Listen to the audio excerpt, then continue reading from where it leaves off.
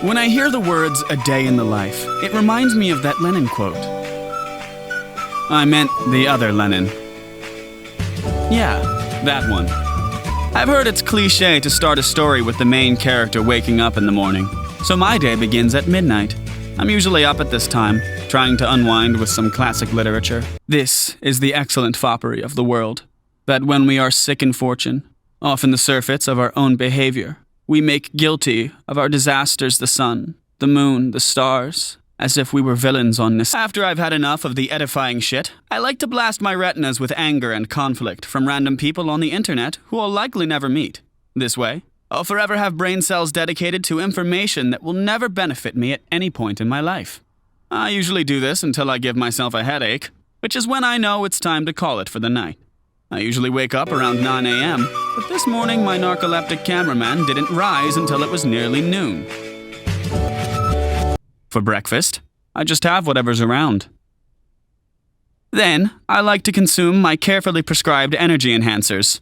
20 milligrams of Ritalin washed down by 250 to 350 milligrams of undiluted caffeine.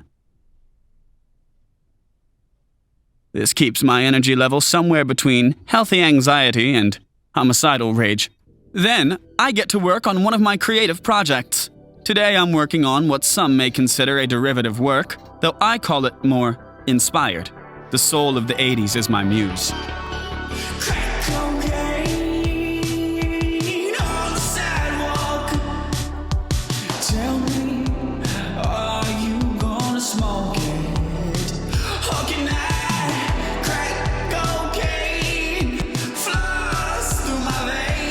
I eat sporadically throughout the day, usually just whatever's around.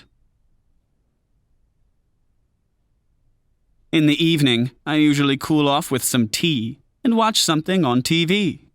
However, I ran out of chamomile several weeks ago. I find that drinking plain hot water achieves a similar soothing effect to any floral blend.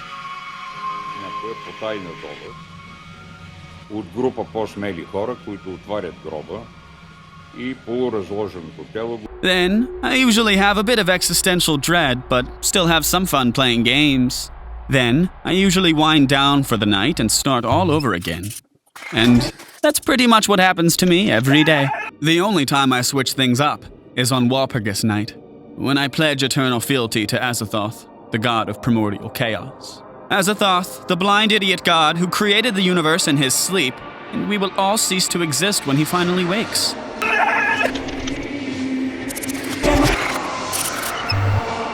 This is the excellent foppery of the world, that when we are sick in fortune, often the surfeits of our own behavior,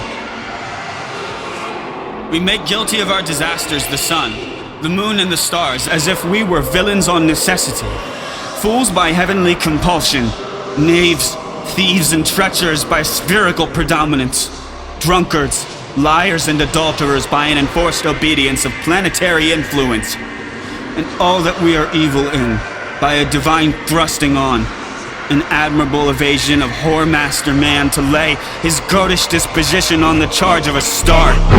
My father compounded with my mother under the dragon's tail, and my nativity was under Ursa Major, so that it follows I am rough and lecherous.